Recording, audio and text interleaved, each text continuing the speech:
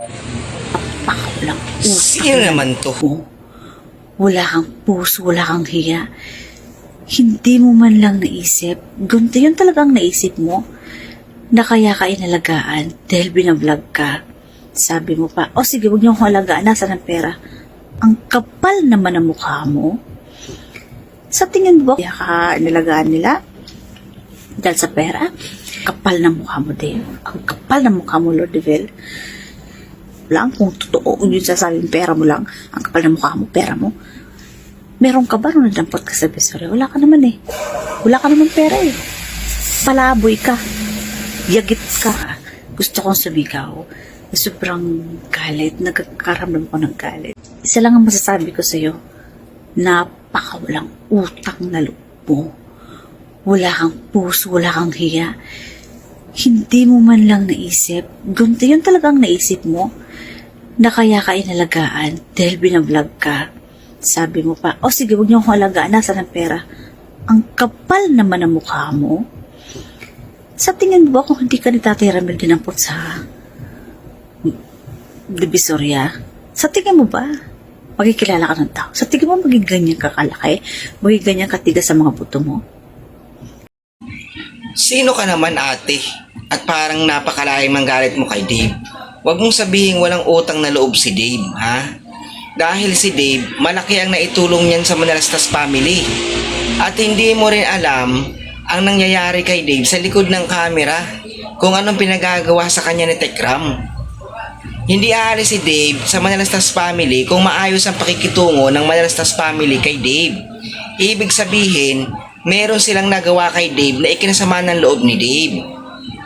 Huwag ganyan, ate, na para bang laki niyang naitulong niyo sa buhay ni Dave. Na para bang may ambag kayo sa buhay ni Dave. Huwag ganyan, ate. Panuorin mong mabuti at isipin kung bakit umalis si Dave sa Manalastas family. Huwag naman ganyan na para bang walang utang na loob yung bata. Si Tekram, may utang na loob din naman kay Dave. Malaki rin dapat ang utang na loob ni Tekram kay Dave at alam ni Tekram yun.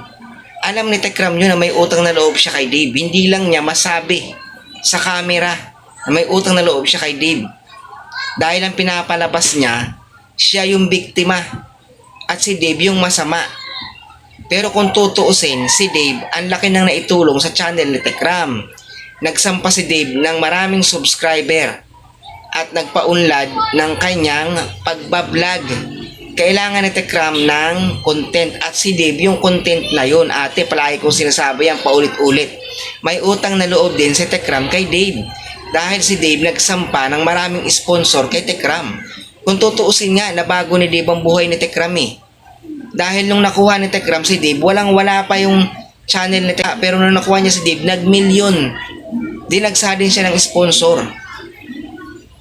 Malaki ang naitulong ni Dave sa Manalastas family. Huwag ganyan. Kung may naitulong si Tekram kay Dave, may naitulong din si Dave. Sobra-sobra pa yung naitulong ni Dave. Huwag ganyan, ate. Mali yan. Pag-aralan mo mabuti yung napapanood mo. At isipin kung bakit umalis si Dave sa Manalastas family. Ano ang nangyari at ano ang nagawa ng Manalastas family. Kasi kung sinasabi mo nga, binigay na kay Dave lahat. Pag-aaral.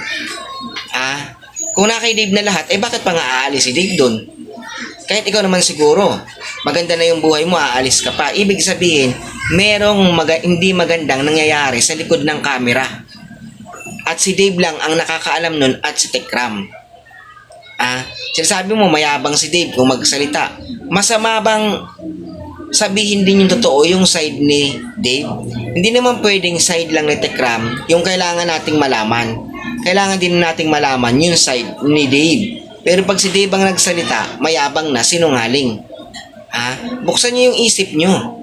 Buksan niyo yung isip niyo sa mga tunay na nangyayari.